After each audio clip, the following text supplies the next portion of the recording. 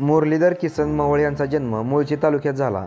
1975 मध्ये त्यांचे कुटुंब पुणे येथील कोथरूड येथे स्थायिक झाले. कुस्तीगिरांच्या कुटुंबातून आलेले मवळ यांनी शालेय जीवनात कुस्ती शिकली आणि शिक्षण सुरू ठेवताना कोल्हापूरमध्ये औपचारिक शिक्षण घेतले.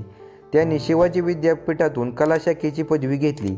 वयाच्या 12व्या वर्षी ते राष्ट्रीय स्वयंसेवक संघात RSS मध्ये सामील झाले आणि त्यांच्या राजकीय कारकिर्दीचा पाया रचला गेला.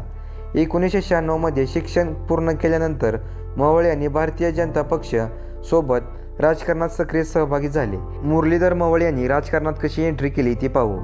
1993 मध्ये राजकारणात प्रवेश केला आणि पुण्यातील वार्ड पातळीवर संघटन करण्यास सुरुवात केली. 2002 मध्ये महानगरपालिका शिक्षण मंडळाचे सदस्य म्हणून निवडून आले. 2006 मध्ये केळेवाडी प्रभागासाठी झालेल्या नगरपालिका पोटनिवडणुकीत विजयी. 2012 मध्ये त्यांच्या पत्नी मोनिका मवळ यांनी आयडियल कॉलनीमधून नगरपालिका निवडणूक जिंकली. 2017 मध्ये पुणे महानगरपालिकेच्या 12 क्रमांक प्रभागातून नगरसेवक म्हणून निवडून आले आणि स्थायी समितीचे अध्यक्ष म्हणून नियुक्त झाले.